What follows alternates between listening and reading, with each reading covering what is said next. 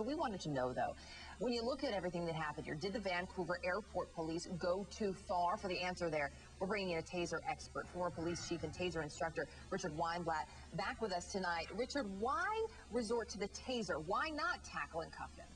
Well, Erica, as you and I have discussed before, the Taser is lower on the use of force continuum.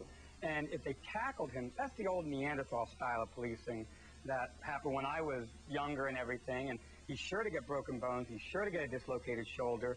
And the Taser is not likely to cause death, in this case, unfortunately, or serious injury. So you're saying a Taser is actually a gentler form of subduing someone? Yes, ma'am, it is. It is lower on what we call the use of force continuum.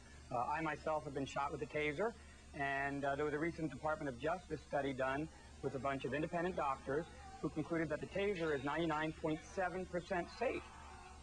It's scary when you hear this guy's getting 50,000 volts and then we find out he died. That's correct. And a lot of people hear 50,000 volts, but as the electricians out there in CNN headline news audience can tell you, it's the amps that will kill you, not the volts. It sounds very big and sensational to say 50,000 volts, but that's really not the problem. The amp's the problem, and the amps are very low with the Taser. Okay, so looking at this then, because a lot of people are probably wondering, okay, what's going to happen to me the next time in an airport? Would this have been handled differently in a U.S. airport? Well, who's to say? I mean, they might have had a translator more on hand. You might have a different individual that calms down sooner. When you have an agitated person, particularly in an airport setting, you obviously have to control that person. He broke glass, he was barricading a door, he clearly was agitated and distressed for whatever reason, but that's not behavior, especially in an airport, that we can have. If something had gone wrong, Erica, then everybody would be saying, why didn't the police act sooner to protect other folks? Damned if you do, damned if you don't, right? Exactly, that's correct, ma'am. Police, of course, were finally called when he did start throwing things, as we're seeing in this video here. You mentioned how that changes the situation a little bit. Does it change it enough that nowadays the first response for an officer is going to be, I'm going to get out my Taser gun?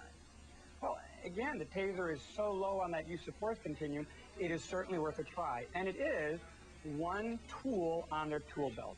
If the Taser does not work after multiple applications, then they need to switch something else. And that may be pepper spray, it may be a baton, it may be an empty hands or transporter type of thing. Depends how much they're coming up against, what we call officer-subject factors. Richard Weinblatt, thanks for the insight. Thank you, ma'am.